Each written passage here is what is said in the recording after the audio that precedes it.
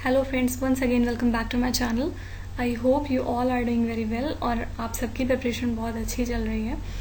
तो जीए की सीरीज़ में हम आगे बढ़ते हैं। लास्ट सेशन में मैंने कराया था 2017 वाला पेपर, वो हमने 2 पार्ट्स में किया था। पूरे 50 क्वेश्चंस कंप्लीट हो गए थे और अभी तक भी किसी ने मुझे अपना स्कोर नहीं बताया है कि आपने 50 मार्क्स में से कितना स्कोर किया था। Do let me know. और जो लोग नहीं देखे हैं वो प्लीज़ देखें और अपना स्कोर मुझे वो भी बताएं।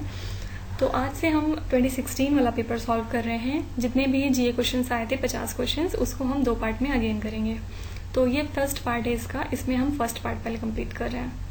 इसमें 25 क्वेश्चन करेंगे, देन पार्ट 2 में भी 25 क्वेश्चंस करेंगे। उसके बाद हम मूव ऑन करेंगे नेक्स्ट पेपर पे। All right, okay. Question number 1, the capital of Yadava kings was Devagiri, Varanasi, Kanchipuram या फिर कृष्णागिरी। तो इसका करेक्ट आंसर है देवगिरी। देखिए, जो देवगिरी है वो प्रेजेंट डे में कहाँ पे है? महाराष्ट्र में एक पड़ता है दौलताबाद, तो ये उसका एंशिएंट नेम है देवगिरी। और इसके अलावा देखिए, आप वाराणसी जानते हैं, बनारस, कंचीपुरम और कृष्णागिरी ये दोनों तमिलनाडु में है। और एक और इम्पोर्टेंट बात ये कि ये जो यडावा किंग्स थे ये सबसे पहले जो है भिलन थे। सबसे पहले जो इनके किंग थे वो थे भिलन। 1100 के आसपास का इनका रेन था। और इनके जो डिसेंडेंट थे वो चालुक्यास भी रह चुके हैं, मतलब चालुक्यास भी कुछ इनसे एसोसिएटेड ही हैं। बस इतना ही आपको याद रखना है, ये एंशिएंट हिस्ट्री का क्वेश्चन था। Question number 2, the fall of Bastille is associated with the Russian revolution, French revolution, American war of independence या फिर ग्रेट वॉर ऑफ इंडिपेंडेंस। देखिए, जो फॉल ऑफ बस्टाइल था ये एसोसिएटेड है आपका फ्रेंच रेवोल्यूशन के साथ। ये जब हुआ था इसी के बाद, मतलब ये जो प्रोसेस था फॉल ऑफ बस्टाइल का, ये ऑनसेट था, मतलब इसके बाद ही आपका फ्रेंच रेवोल्यूशन स्टार्ट हो गया था और यहाँ पे मोनार्की खत्म कर दी गई थी। तो ये एसोसिएटेड है फ्रेंच रेवोल्यूशन से।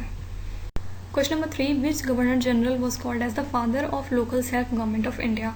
Lord Wellesley, Lord Canning, William Bentinck या फिर रिपन। तो इसका करेक्ट आंसर है रिपन। देखिए, इनको इसलिए ये बोलते हैं क्योंकि इन्होंने 2 चीज़ पे काफ़ी ज़्यादा काम किया था। एक तो ये एडमिनिस्ट्रेटिव एफिशिएंसी लाने की कोशिश कर रहे थे इंडिया में, और दूसरी चीज़ ये पॉलिटिकल एजुकेशन पे काफ़ी ज़्यादा काम कर रहे थे। तो इसलिए इनको ये टाइटल दिया गया था बाद में।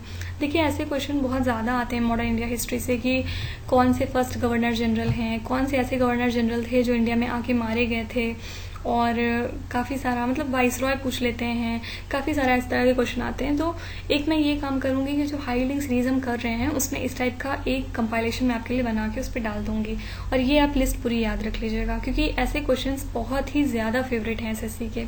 तो एक बार आप पढ़ लेंगे तो काफ़ी अच्छा रहेगा। फिर जो लोग फॉलो नहीं कर रहे हैं अभी तक हाई लिंक सीरीज, प्लीज़ आप उसको देखिए। उसमें अभी तक हम लोगों ने दो वीडियोस कर लिया है, अब ये 3rd हो जाएगा।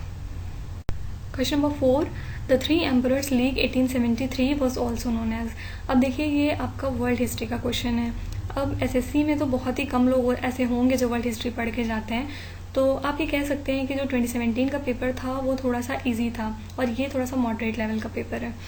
तो अब यही तो नहीं पता होता है ना कि कब, क्या पता आपकी शिफ्ट में इजी आए या फिर मॉडरेट आ जाए, इसलिए आपको हर तरह से तैयारी करके जानी है। अब अगर आपके पास टाइम नहीं है कि आप पूरी वर्ल्ड हिस्ट्री पढ़ने बैठे हैं, आप छोड़ दीजिए, बेशक आप छोड़ दीजिए, लेकिन और चीज़ें जो हैं बायोलॉजी और हिस्ट्री, पॉलिटी, जो इसमें बहुत ज़्यादा इंपॉर्टेंट है, वो तो एटलीस्ट पढ़ना ही पड़ेगा, वो आप पढ़ के जाइए। और उसके अलावा अगर आप ये सब एक नंबर की चीज़ें छोड़ रहे हैं तो ठीक है, दैट्स ओके, जितना आप पढ़ सकते हैं उतना पढ़िए। लेकिन तो कमिंग बैक, इसके ऑप्शंस हैं Dreikaiserbund treaty, triple alliance, reinsurance treaty या फिर डुअल अलायंस। तो इसका करेक्ट आंसर है ड्राइकेसर बर्न ट्रीटी। देखिए, ये जो ट्रीटी थी ये एक्चुअली जर्मन, रशियन और ऑस्ट्रिया हंगरी के बीच में ये ट्रीटी हुई थी। बस इतना ही चीज़ याद रखिए आप इसमें। Question number 5, Pandit Raj Jagannath was the poet laureate of which of the following rulers? Akbar, Shahjahan, Aurangzeb या फिर हुमायूं।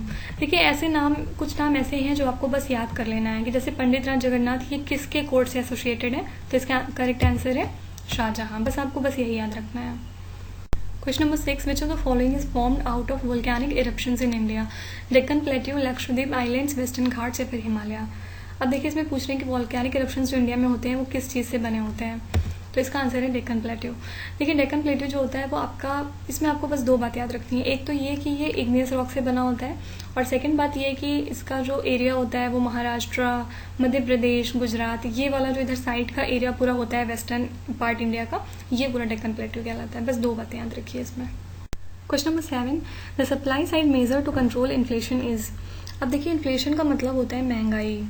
मतलब जब हमारे यहाँ बहुत सब कुछ महंगा हो जाता है तो हम बोलते हैं कि मार्केट में इन्फ्लेशन चल रहा है।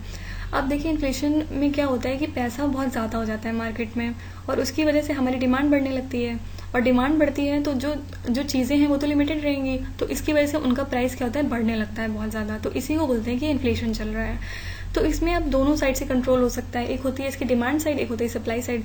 अब डिमांड साइड से आप क्या कर सकते हैं कि जो पैसा मार्केट में है वो किसी भी तरह बैंक खींच के उसको अपने पास कर ले, मतलब मार्केट से पैसा कम करिए ताकि लोगों की डिमांड कम हो, और डिमांड कम होगी तो महंगाई अपने आप ही कम हो जाएगी, क्योंकि जो सामान होगा वो फिर खरीदने वाले लोग ही नहीं रहेंगे, तो उसकी जो नेचुरल उसकी जो होनी चाहिए कीमत वो अपने आप वहाँ तक पहुँच जाएगी। तो ये हो गई इसकी डिमांड साइड। अब यही पूछ रहे हैं कि सप्लाई साइड से हम ऐसा क्या करें कि इन्फ्लेशन कंट्रोल हो जाए। तो इसका आंसर है कि प्राइस कंट्रोल थ्रू पीडीएस, मतलब जो वल्नरेबल सेक्शंस हैं सोसाइटी के, जहाँ तक हमारे सामान नहीं पहुँच रहा है महंगाई की वजह से, उन तक ये सब चीज़ें हमें पहुँचाना पड़ेगा। यही होता है इसका सप्लाई साइड।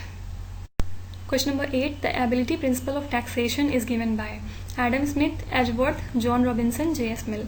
इसको तो बस आपको मेमोराइज ही करना पड़ेगा, कोई अदर ऑप्शन नहीं है।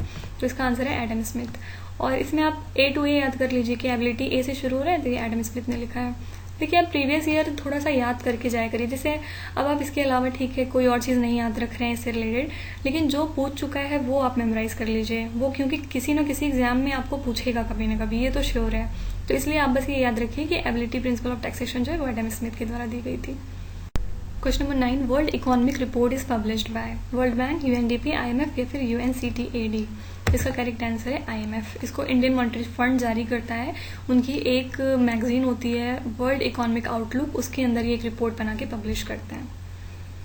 Question number 10, galloping inflation is also known as walking inflation, running inflation, hyper inflation, creeping inflation. देखिए ये इन्फ्लेशन के टाइप्स हैं, ये 5-6 टाइप का होता है इन्फ्लेशन, तो ये एक बार आप पढ़ लीजिएगा कायदे से इसके बारे में।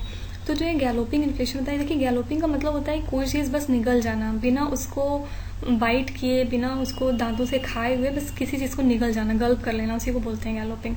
तो गैलोपिंग इन्फ्लेशन एकदम लास्ट स्टेज होती है किसी भी इकोनॉमी की, मतलब गैलोपिंग इन्फ्लेशन अगर आ गई आपके यहाँ तो समझ लीजिए आप बहुत ही ज़्यादा बुरी कंडीशन में आपकी इकोनॉमी चली गई है, अब वहाँ से रिकवर करना बहुत मुश्किल होने वाला है आपके लिए। तो वॉकिंग मतलब चल रहे हैं, रनिंग मतलब भाग रहे हैं, क्रीपिंग मतलब रेंग रहे हैं। तो इसमें से क्या चीज़ है जो आपको इस चीज़ का सेंस दे रहा है? हाइपर इन्फ्लेशन, मतलब कोई चीज़ बहुत ज़्यादा हाइपर हो चुकी है, अब उसको कंट्रोल नहीं कर सकते हैं। इसमें क्या होता है कि जो महंगाई रेट होता है, जो इन्फ्लेशन रेट एक्चुअली होता है वो 20 to 100% तक बढ़ जाता है, और वहाँ से फिर उसको रिकवर कर पाना बहुत ही ज़्यादा मुश्किल हो जाता है। इसी चीज़ को बोलते हैं hyper inflation. Question number 11, average fixed cost curve is upward sloping, U shaped, V shaped या फिर डाउनवर्ड स्लोपिंग। देखिए कोई भी अगर आप कंपनी खोल रहे हैं या कुछ भी आप कोई बिजनेस शुरू कर रहे हैं तो वहाँ आपका थोड़ा सा कुछ ना कुछ इन्वेस्टमेंट लगता है। जैसे आपने कोई अगर कंपनी शुरू की है, आपको लैंड चाहिए, उसके लिए थोड़े से पैसे चाहिए, मशीन खरीदनी पड़ेगी, तो इसको हम लोग बोलते हैं कि हम फिक्स्ड कॉस्ट कर रहे हैं। अगर आपका प्रॉफिट आता है कि नहीं आता है वो सब बाद में देखेंगे, लेकिन इतना तो आपको करना ही करना पड़ेगा, आपको इतना खर्चा तो करना ही है, तो इसको बोलते हैं कि ये फिक्स्ड कॉस्ट है। तो अब देखिए मान लीजिए हमने फिक्स्ड कॉस्ट लगाई 100 रुपये किसी चीज़ में, अब हम क्वांटिटी मान लीजिए इसकी बढ़ा रहे हैं, तो हम जैसे जैसे क्वांटिटी बढ़ाएंगे हमारी सेल्स होती जाएगी, तो हमारा जो फिक्स्ड कॉस्ट है वो कभी ना कभी रिकवर हो जाएगा, आराम से बहुत ईजिली रिकवर हो जाएगा। तो इसका ये मतलब है कि हम क्वांटिटी बढ़ाएंगे तो हमारी फिक्स्ड कॉस्ट जो होगी वो कम होगी। तो इसका आंसर क्या हो जाएगा? Downward sloping.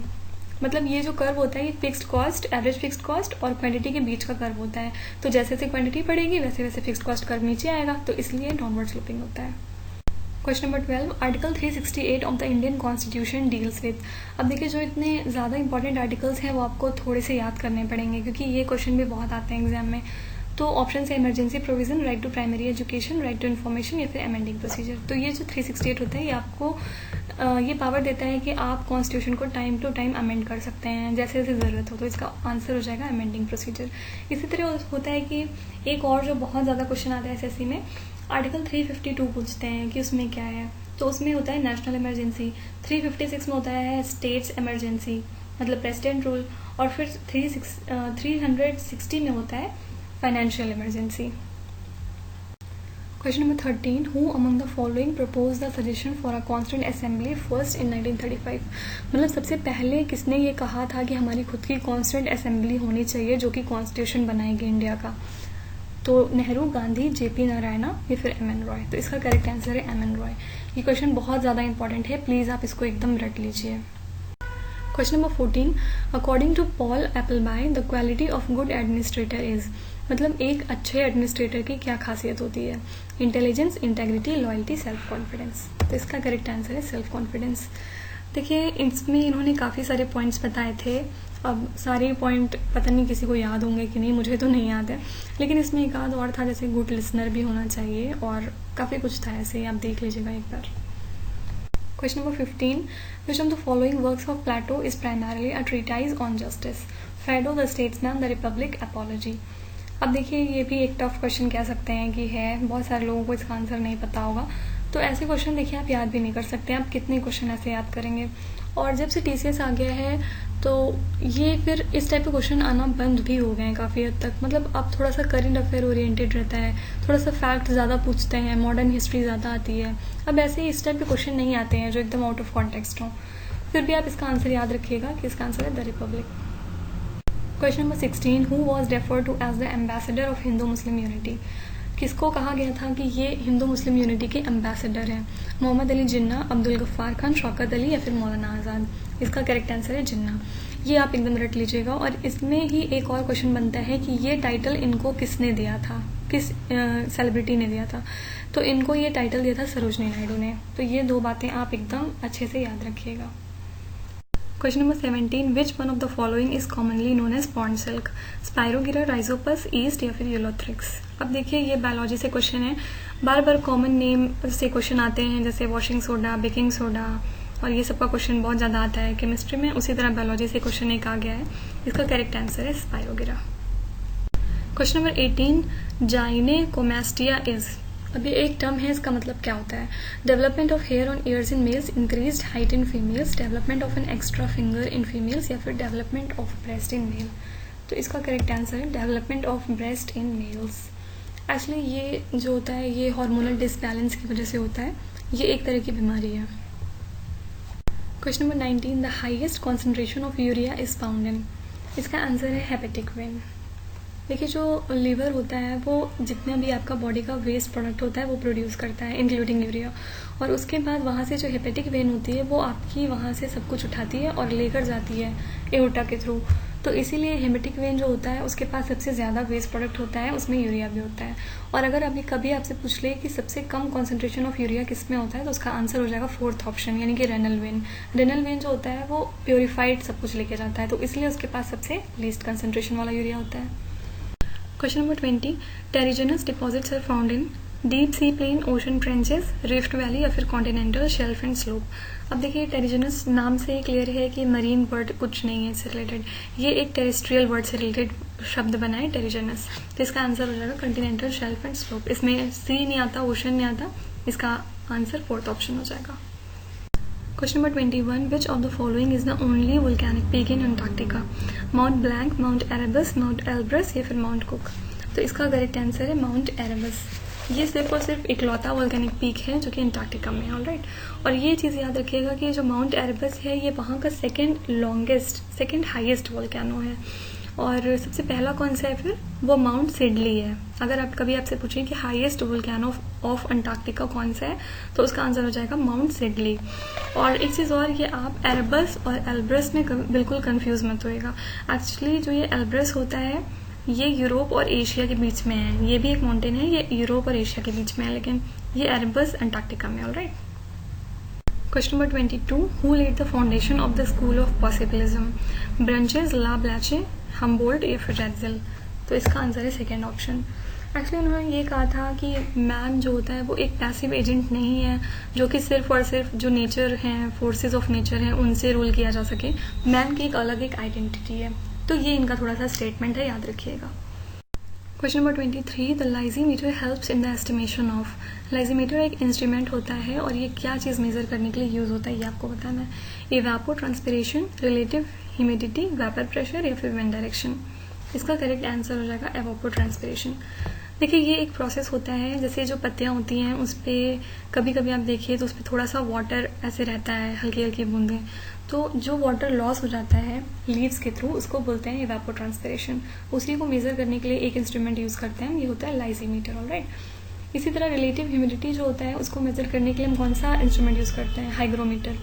तो इसकी भी मैं एक सीरीज बना के आपको हाई यील्डिंग सीरीज वाले टॉपिक में दे दूंगी, alright. Question number 24, compounds that are needed for enzymes to function properly are. मतलब ऐसी कौन सी चीज़ है जो एंजाइम्स को चाहिए ताकि वो अच्छे से प्रॉपरली फंक्शन कर सके। स्टेरॉइड्स, विटामिन्स, हैवी मेटल्स या फिर बफर्स। तो इसका करेक्ट आंसर है विटामिन्स। हमारी बॉडी में विटामिन अच्छे से रहेंगे तभी जो हमारी बॉडी में एंजाइम्स हैं वो अच्छे से फंक्शन कर पाएंगे। Question number 25, heavy water is. यहाँ पे सीधे सीधे आपसे हैवी वाटर का फॉर्मूला पूछ रहे हैं। Deuterium, rain water, tritium oxide या फिर ड्यूटेरियम ऑक्साइड। तो इसका करेक्ट आंसर है ड्यूटेरियम ऑक्साइड। देखिए आपको फॉर्मूले भी याद करने पड़ेंगे, जैसे सोडियम कार्बोनेट है, वॉशिंग पाउडर है, और ये सब का फॉर्मूला आपको थोड़ा थोड़ा याद करना पड़ेगा। प्लास्टर ऑफ पेरिस है, एलम है, ये सब का कई बार फॉर्मूला पूछा जाता है। तो अब यहाँ पे देखिए बेसिकली आपसे फॉर्मूला ही पूछा गया था कि हैवी वाटर का फॉर्मूला क्या होता है, ये आप याद रखिएगा। इसको बोलते हैं ड्यूटेरियम ऑक्साइड।